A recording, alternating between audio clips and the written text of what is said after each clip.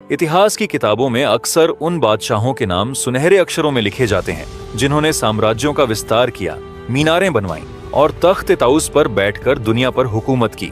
लेकिन इतिहास के पन्नों के बीच स्याही और खून से लिखी एक ऐसी कहानी भी दबी है जो दिल्ली के तख्त को थर्रा देने की ताकत रखती थी।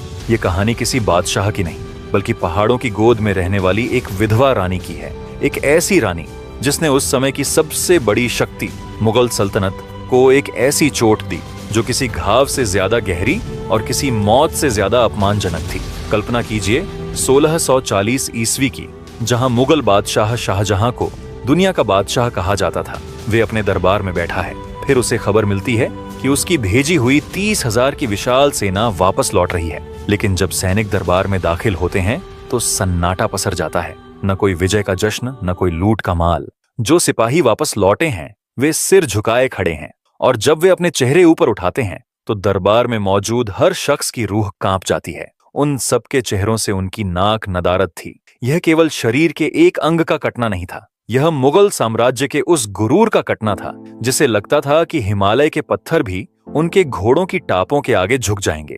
यह दुस्साहस किया था गढ़वाल की संरक्षिका रानी कर्णावती ने, जिन्हें आज दुनिया नाक काटी रानी के नाम से जानती है। आज के इस वीडियो में हम उसी वीरांगना के जीवन को अच्छे से समझेंगे। हम केवल सतह पर तैरती कहानियों को नहीं, बल्कि उन ऐतिहासिक तथ्यों, रणनीतिक दांव पेच और मनोवैज्ञानिक युद्ध को समझेंगे जिसने एक रानी को महाकाली का रूप दे दिया। तो स्टार्ट करते हैं इतिहास के अनसुने कहानी में से एक नाक काटी रानी कर्णावती की कहानी को। लेकिन रानी कर्णावती की कहानी को पूरी तरह से समझने के लिए हमें सबसे पहले उस दौर के राजनीतिक और सामाजिक ढांचे को समझना होगा जिसमें यह घटना घटी। 17वीं शताब्दी का मध्य भारत मुगल शक्ति का केंद्र था, लेकिन हिमालय की तलहटी में एक अलग ही दुनिया बसती थी। सन 1628 से 1658 तक का समय शाहजहां के शासनकाल का था। यह वह दौर था जब मुगल साम्राज्य अपनी कला, संस्कृति और सैन्य शक्ति के चरम पर था। दक्षिण में दक्कन की सल्तनतों से लेकर उत्तर पश्चिम में काबुल, कंधार तक मुगल सेना का परचम लहरा रहा था। शाहजहां की विस्तारवादी नीति का मुख्य उद्देश्य पूरे भारतीय उपमहाद्वीप को एक केंद्रीय सत्ता के अधीन लाना था। मैदानी इलाकों में मुगल घुड़सवारों का सामना करने की हिम्मत किसी में नहीं थी। उनकी तोपें, जिनमें भारी भरकम झांकुशा जैसी तोपें शामिल थीं, वह किलों की दीवारों को मिट्टी के ढेर में बदल देती थीं। दूसरी ओर हिमालय की ऊंची चोटियों के बीच बादलों की गोद में बसा था गढ़वाल।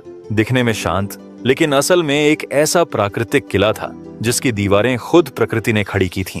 गढ़वाल, जिसका मतलब ही है किलों का देश। भवन मजबूत गढ़, चारों तरफ से सुरक्षा की तरह खड़े, और बीच में बहती वे नदियां गंगा, अलकनंदा, भागीरथी, जो इतनी तेज रफ्तार से बहती थीं कि दुश्मन तो दूर, कभी कभी तो सूरज की रोशनी भी घाटियों तक नहीं पहुंच पाती थी। इन पहाड़ों में रहने वाले लोग भी उतने ही कठोर और सच्चे थे। मैदानी इलाकों की चालबाजियां उन्हें छू तक नहीं पाती थीं। उनकी सबसे बड़ी पहचान थी उनकी आजादी, और उस आजादी की रक्षा में सदियों से खड़ा था पंवार यानी परमार वंश, जिसकी नींव कनकपाल ने रखी थी। लेकिन कहानी यहीं खत्म नहीं होती। गढ़वाल सिर्फ एक पहाड़ी राज्य नहीं था, यह मुगलों के लिए तिब्बत जाने वाले व्यापारिक रास्तों की कुंजी था। और ऊपर से सोने की खदानों की अफवाहों ने इस जगह को मुगलों की नजर में और भी कीमती बना दिया था। यानी गढ़वाल एक ऐसा पर्वतीय राज्य जिसे जीतना किसी भी साम्राज्य के लिए गर्व की बात थी, और चुनौती भी। सन 1640 के आसपास मैं यहाँ मुगल साम्राज्य और गढ़वाल के बीच का तुलना करके बता देता हूँ, जहाँ एक तरफ था विशाल मुगल साम्राज्य, संसाधनों से भरा, सेना से लबालब और अपनी ताकत के घमंड में डूबा हुआ, और दूसरी ओर पहाड़ों के बीच खड़ा छोटा सा राज्य गढ़वाल, जहां मुगल सेना में लाखों में फैली स्थायी फौज, भारी तोपें, लोहे से ढके घोड़े और मैदानों में लड़ने की महारत। वहीं गढ़वाल में सिर्फ 5 से 10,000 योद्धा, पर ये योद्धे पहाड़ों से जन्मे थे, हवा जितने तेज और चट्टानों जितने अडिग। कोई भारी हथियार नहीं, पर छापामार टुकड़ियां, घात लगाकर हमले और ऊपर से गिरते पत्थरों का कहर, यही इनका असली हथियार था। आर्थिक ताकत में भी अंतर साफ था। जहां मुगल असीमित कृषि भूमि, अंतरराष्ट्रीय व्यापार, सोने चांदी से भरी तिजोरियां और भारी कर वसूली, वहीं गढ़वाल सीमित खेती, थोड़ा सा तिब्बती व्यापार और जंगलों की संपदा, बस उतना ही जितना सर्वाइवल के लिए चाहिए। लेकिन असली जंग हथियारों और पैसों से नहीं लड़ी जाती है इच्छा शक्ति से। मुगल सैनिक वेतन भोगी थे, उन्हें लड़ाई में दिलचस्पी नहीं, बस वेतन या लूट की उम्मीद थी। और गढ़वाल हर सैनिक के दिल में सिर्फ एक बात थी, यह मातृभूमि है और इसकी रक्षा करो या मरो का प्रश्न है। एक तरफ साम्राज्य की भूख, दूसरी तरफ आजादी की जिद, और इतिहास गवाह है बहुत बार छोटी पर दृढ़ इच्छा वाली ताकतें विशाल साम्राज्यों को घुटने टेकने पर मजबूर कर देती हैं। तो आप समझ गए होंगे दोनों सेना के बीच कितना अंतर था। खैर, हम वापस आते हैं उनके बचपन की कहानी से। तो इतिहास के धुंधले पन्नों में रानी कर्णावती के जन्म की निश्चित तिथि और स्थान को लेकर इतिहासकारों में मतभेद हैं, लेकिन शोध और लोक गाथाओं का संगम हमें एक स्पष्ट चित्र प्रदान करता है। अधिकतर प्रामाणिक ऐतिहासिक स्रोतों और वंशावलियों के अनुसार रानी कर्णावती कांगड़ा, जो कि वर्तमान हिमाचल प्रदेश है, उसके राजघराने से ताल्लुक रखती थीं। कांगड़ा के राजपूत अपनी वीरता और मुगलों के प्रति प्रतिरोध के लिए प्रसिद्ध थे। कांगड़ा के किले पर मुगलों के कई हमले हुए थे। जहांगीर के समय में कर्णावती ने बचपन से ही मुगल आक्रामकता की कहानियां सुनी थीं। उनके पिता और भाइयों ने उन्हें केवल गुड़ियों से खेलना नहीं, बल्कि तलवार चलाना और राजनीति की बारीकियों को समझना सिखाया था। पहाड़ी राज्यों की महिलाओं का जीवन मैदानी रानियों से भिन्न था। वे पर्दा प्रथा में कम विश्वास रखती थीं और शिकार, घुड़सवारी तथा प्रशासन में सक्रिय रहती थीं। कर्णावती का बचपन शिवालिक की पहाड़ियों में ब्यास नदी के किनारे बीता, जहां की कठोर प्रकृति ने उन्हें शारीरिक और मानसिक रूप से मजबूत बनाया। किशोरावस्था में उनका विवाह गढ़वाल के राजा महीपति शाह के साथ हुआ। यह विवाह दो शक्तिशाली पर्वतीय राज्यों कांगड़ा और गढ़वाल के बीच एक राजनीतिक गठजोड़ भी था। जब कर्णावती डोली में बैठकर गढ़वाल की राजधानी श्रीनगर, जो कि अब उत्तराखंड है, वहां आई तो उन्होंने देखा कि यहाँ की चुनौतियां कांगड़ा से भी अधिक थीं। यहाँ के पहाड़ अधिक ऊंचे और नदियां अधिक उग्र थीं। रानी कर्णावती के चरित्र निर्माण में उनके पति राजा महीपति शाह, जिनका शासनकाल 1621 से 1631 ईस्वी तक रहा, उनका गहरा प्रभाव था। महीपति शाह गढ़वाल के इतिहास में सबसे प्रतापी और विवादास्पद राजाओं में से एक माने जाते हैं। इतिहासकार उन्हें गर्वभंजन यानी घमंड तोड़ने वाला कहते हैं। वे अत्यंत स्वाभिमानी थे। कहा जाता है कि महीपति शाह ने मुगल बादशाह शाहजहां के राज्याभिषेक में उपस्थित होने से इनकार कर दिया था। उस समय के प्रोटोकॉल के अनुसार अधीनस्थ राजाओं को नजराना भेजना होता था, लेकिन महीपति शाह ने न केवल नजराना रोका, बल्कि मुगल सीमाओं पर आक्रमण कर अपनी स्वतंत्रता का उद्घोष किया। उन्होंने तिब्बत के दापा क्षेत्र पर आक्रमण कर उसे गढ़वाल का करदाता राज्य बनाया। इससे गढ़वाल की सीमाओं का विस्तार हुआ और राज्य का खजाना भरा। महीपति शाह के दरबार में रिखोला लोदी और माधो सिंह भंडारी जैसे महान सेनापति थे। रानी कर्णावती ने इन सेनापतियों से युद्ध की रणनीतियां सीखीं। उन्होंने देखा कि कैसे रिखोला लोदी ने दक्षिणी सीमाओं को सुरक्षित किया और कैसे माधो सिंह ने पश्चिमी मोर्चे पर डोगरा और मुगल हमलों को रोका। जब मैं रानी कर्णावती की कहानी में और गहराई तक उतर रहा था, तब एक शोध में एक ऐसा प्रसंग सामने आया जो जितना रोचक है उतना ही दुखद भी। कहानी जुड़ी है हरिद्वार के कुंभ मेले से। उसी पवित्र मेले में एक भयावह घटना घटी। महीपति शाह, जो उस समय गढ़वाल के राजा थे, उनके सैनिकों द्वारा अनजाने में नागा साधुओं की हत्या हो गई। यह घटना सिर्फ एक त्रासदी नहीं थी, यह पाप थी। और उस युग में पाप का अर्थ था सामाजिक, धार्मिक और आध्यात्मिक बोझ, जिसे राजा अपने कंधों पर उठाए फिरते थे। महीपति शाह के भीतर यह अपराध बोध इतना गहरा उतर गया कि उन्होंने इससे मुक्त होने का एक ही मार्ग चुना, और वह था युद्ध में प्राण त्याग देना। युद्ध जो उनके लिए प्रायश्चित था और वीर गति जो उनके लिए मुक्ति। इसी संकल्प के साथ उन्होंने कुमाऊं के खिलाफ युद्ध छेड़ दिया और सन 1631 ईस्वी में रणभूमि के बीच अपनी तलवार, अपने धर्म और अपने प्रायश्चित का वचन निभाते हुए महीपति शाह वीर गति को प्राप्त हुए।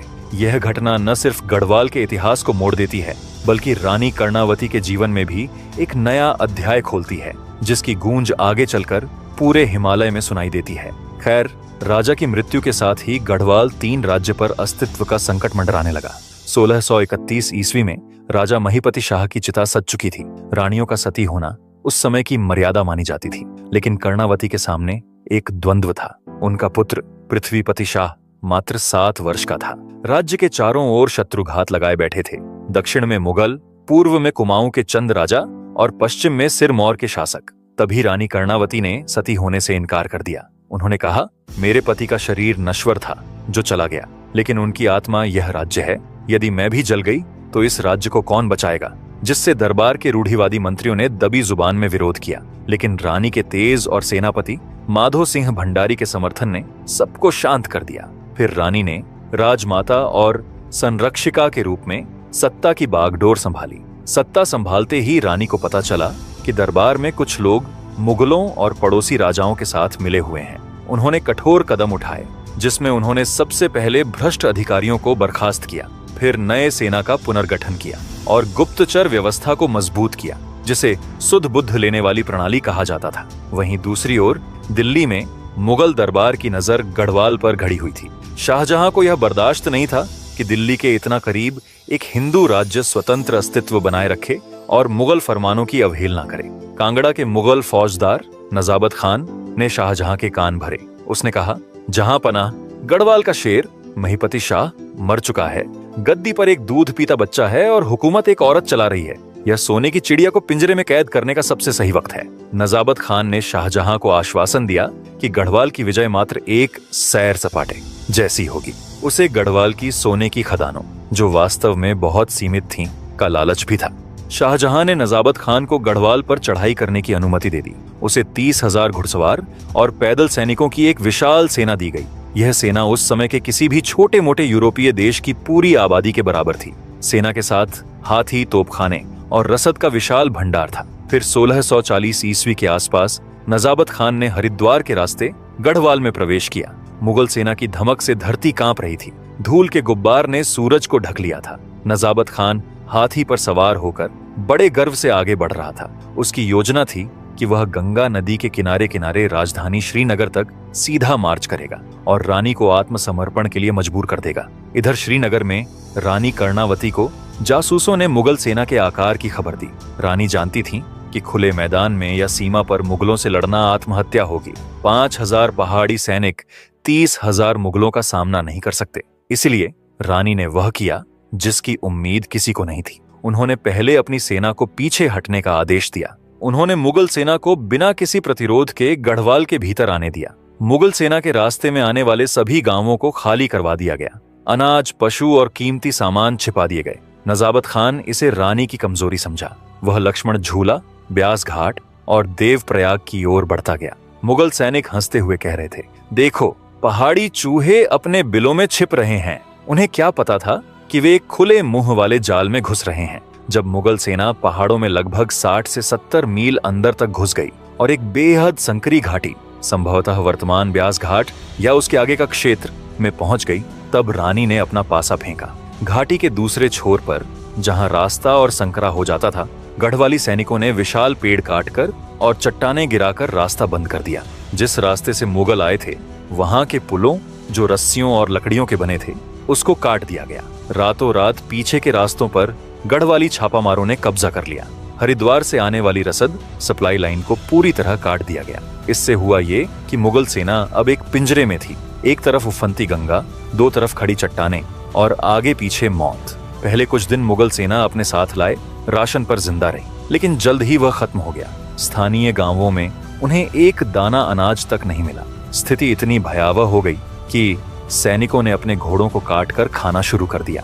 जब घोड़े भी खत्म हो गए तो वे पेड़ों की छाल और जड़ी बूटियां उबालकर पीने लगे। पहाड़ी हैजा और ठंड ने बची खुची कसर पूरी कर दी। वहीं ऊपर पहाड़ियों की चोटियों पर छिपे गढ़वाली सैनिक पत्थरों और तीरों की वर्षा करते। मुगल तोपें ऊपर की ओर फायर करने में असमर्थ थीं।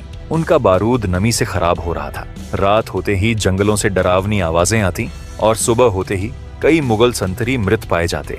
जैसे जैसे समय बीत रहा था, घमंड में चूर नजाबत खान अब गिड़गिड़ाने पर मजबूर हो गया। उसने रानी के पास संधि का प्रस्ताव भेजा। उसने लिखा, हमें जाने दो, हम कभी वापस नहीं आएंगे। मैं कुरान की कसम खाता हूँ। रानी कर्णावती जानती थीं कि यदि इन सैनिकों को मार दिया गया तो शाहजहां बदले की आग में दूसरी और बड़ी सेना भेजेगा, और यदि उन्हें ऐसे ही छोड़ दिया गया तो वे फिर लौटेंगे। इसलिए उन्हें ऐसा फैसला लेना था जो सिर्फ जीत नहीं बल्कि चेतावनी बनकर आने वाली पीढ़ियों की रगों में उतर जाए। ऊंची चट्टान पर बैठे हुए रानी की नजरें उन निहत्थे मुगल सैनिकों और नजाबत खान पर जमी थीं, जो हजारों की संख्या में सामने खड़े थे। और तभी उन्होंने वह आदेश सुनाया जिसने पूरे हिमालय को सन्न कर दिया। उन्होंने चिल्लाते हुए कहा, इन सभी को जीवन दान मिलेगा, लेकिन एक शर्त पर, इन्हें अपनी नाक यहीं छोड़नी होगी। और जहां भारतीय संस्कृति में नाक सम्मान का प्रतीक है, वहीं रानी कर्णावती ने उसी नाक को सचमुच काटकर मुगल सल्तनत की प्रतिष्ठा तार तार कर दी। और उसी दिन इतिहास ने उन्हें नखभूषण रानी के नाम से अमर कर दिया। फिर गढ़वाली सैनिकों ने अपने खुकरी और तलवारें निकाली और एक एक करके मुगल सैनिकों को लाया गया और उनकी नाक काट दी गई। नजाबत खान, जो एक विजेता बनने आया था, सबसे पहले अपनी नाक गंवा बैठा। यह दृश्य विभत्स था, लेकिन यह युद्ध का क्रूर सत्य भी था। हजारों सैनिकों को बिना नाक के, खून से लथपथ चेहरों के साथ वापस दिल्ली की ओर भेजा गया। इसका स्रोत मैं बता देता हूं तो निकोलो मानुची, जो एक वेनेसियाई यात्री था और मुगल दरबार में रहा, उसने अपनी पुस्तक स्टोरिया डू मोगोर में इस घटना की पुष्टि की है। वह लिखता है कि इस घटना के बाद रानी को नाक काटी रानी कहा जाने लगा। अगर आप पढ़ना चाहते हैं तो यह पुस्तक पढ़ सकते हैं। खैर, जब ये सैनिक दिल्ली दरबार पहुंचे तो दृश्य देखने लायक था। शाहजहां के लिए यह अपमान असहनीय था। उसने नजाबत खान को, जो शर्मिंदगी से वैसे ही मरा जा रहा था, दरबार से अपमानित करके निकाल दिया। कुछ स्रोतों के अनुसार उसे जहर खाने पर मजबूर किया गया। इस घटना का खौफ इतना गहरा था कि अगले कई सालों तक मुगलों ने गढ़वाल की तरफ सीधे चढ़ाई नहीं की। बाद में 1654-55 में शाहजहां ने खलीलुल्लाह खान के नेतृत्व में एक और सेना भेजी, लेकिन तब भी वे केवल तराई के कुछ इलाकों जैसे कि दून घाटी तक ही सीमित रह पाए। पहाड़ों को नहीं जीत सके। रानी की विरासत का असर उनके बेटे पृथ्वीपति शाह पर भी पड़ा। जब औरंगजेब ने अपने भाई दारा शिकोह को हराया तो दारा का बेटा सुलेमान शिकोह जान बचाने के लिए गढ़वाल आया। रानी कर्णावती के संस्कारों से प्रेरित होकर पृथ्वीपति शाह ने औरंगजेब की धमकियों के बावजूद अपने शरणागत को सौंपने से इनकार कर दिया। यह रानी द्वारा स्थापित निडरता की परंपरा थी। युद्ध के धुएं के परे रानी कर्णावती एक दूरदर्शी निर्माता भी थीं। उनका योगदान केवल युद्ध के मैदान तक सीमित नहीं था। देहरादून घाटी में पानी की कमी को देखते हुए रानी ने रिस्पना नदी से एक नहर निकलवाई, जो राजपुर नहर के नाम से प्रसिद्ध हुई। उस समय बिना आधुनिक उपकरणों के गुरुत्वाकर्षण का सही उपयोग करके पानी को मीलों दूर तक ले जाना एक अद्भुत इंजीनियरिंग उपलब्धि थी। इसी नहर के पानी ने देहरादून को उसकी प्रसिद्ध बासमती चावल की खेती के योग्य बनाया। आज भी देहरादून के बासमती की खुशबू में रानी के परिश्रम की महक है। फिर उन्होंने देहरादून में नवादा नामक स्थान को अपनी उपराजधानी के रूप में बसाया। करणपुर गांव, जो आज देहरादून का एक प्रमुख हिस्सा है, उन्हीं के नाम पर बसाया गया था। उन्होंने कई मंदिरों और धर्मशालाओं का जीर्णोद्धार भी करवाया। रानी कर्णावती एक कठोर शासक होने के साथ साथ एक समर्पित मां और धर्मपरायण महिला थीं। कहा जाता है कि वे गुरु राम राय, जो कि सिख गुरु हर राय के पुत्र थे, उनकी भी संरक्षक थीं और उनका बहुत सम्मान करती थीं जब वे देहरादून आए थे। जैसे जैसे पृथ्वीपति शाह बड़े हुए और राजकाज संभालने लायक हुए, रानी धीरे धीरे सत्ता से दूर होती गईं। एक आदर्श वानप्रस्थ की तरह उन्होंने अपना अंतिम समय ईश्वर की आराधना में बिताया। उनकी मृत्यु की सटीक जानकारी उपलब्ध नहीं है, लेकिन माना जाता है कि उन्होंने एक संतुष्ट और गौरवपूर्ण जीवन जिया, यह जानते हुए कि उनका राज्य सुरक्षित हाथों में है। आज 21वीं सदी में रानी कर्णावती की प्रासंगिकता सिर्फ इतिहास तक सीमित नहीं, बल्कि हमारे वर्तमान में भी गूंजती है।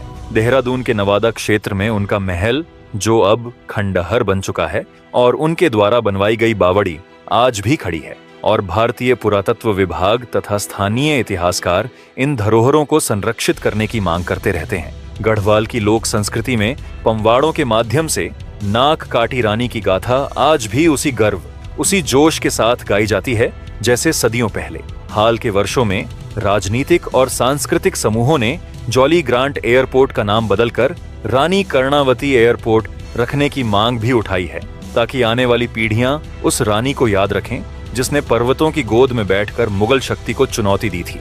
और सबसे रोचक बात यह है कि आधुनिक शोध अब उन्हें सिर्फ नाक काटने वाली रानी के रूप में नहीं, बल्कि एक जल संरक्षक, नहर बनाने वाली दूरदर्शी शासक और एक समझदार कूटनीतिक रणनीतिकार के रूप में देख रहा है, जो बताता है कि रानी कर्णावती का प्रभाव आज भी उतना ही जीवित है जितना 400 साल पहले था। इतिहास गवाह है कि तलवारें लोहे की होती हैं, लेकिन उन्हें चलाने वाले हाथ हौसलों के बने होते हैं। रानी कर्णावती ने साबित कर दिया कि एक औरत जब अपनी मातृभूमि की रक्षा पर उतरती है तो वह दुर्गा भी बन सकती है, और काली भी। उन्होंने मुगल सल्तनत को वह घाव दिया जिसकी टीस सदियों तक दिल्ली के तख्त को महसूस होती रही। उनकी कहानी हमें सिखाती है कि चाहे दुश्मन कितना भी विशाल क्यों ना हो, अगर रणनीति सही हो और इरादे फौलादी हों तो उसकी नाक काटी जा सकती है। आज जब आप देहरादून की नहरों को देखें या गढ़वाल की पहाड़ियों को निहारें, तो याद रखिएगा, यह उस वीरांगना की सांसों से आबाद है जिन्होंने झुकना नहीं, काटना चुना। दोस्तों, अब आपकी बारी है उस कहानी को पूरा करने की जिसे रानी कर्णावती ने अपने खून और हिम्मत से लिखा था। कमेंट में जरूर बताइए, क्या आपने कभी अपने घर परिवार से, अपने बुजुर्गों से या गढ़वाल की हवा में उड़ती किसी लोक गाथा में इस वीरांगना का नाम सुना था? या आज पहली बार आपको एहसास हुआ कि हमारे इतिहास ने ऐसी महान रानियों को कितनी बेरहमी से छुपा दिया? अगर आप देहरादून या गढ़वाल से हैं तो बताइए, क्या आपने कभी उनकी नहरें या महल के खंडहर देखे हैं? क्योंकि आपकी एक लाइन, आपका एक कमेंट उसी आवाज को फिर से जगा देता है जिसे सदियों से दबाने की कोशिश की गई। और हाँ, अगर आज की कहानी ने आपकी रगों में गर्व की आग जलाई है तो अगली कहानी आपको और भी हैरान कर देगी। रानी अंबक्का छोटा की, वो समुद्र की महारथी जिसने पुर्तगालियों को उसी पानी में डुबो दिया जहां वे खुद को समंदर का बादशाह समझते थे। इसके लिए स्क्रीन पर दिख रहे वीडियो पर जरूर क्लिक करो। बाकी वीडियो देखने के लिए दिल से धन्यवाद। अपना और अपने परिवार का ख्याल रखें। मिलते हैं अगले संडे एक और वीडियो के साथ। तब तक के लिए जय हिंद।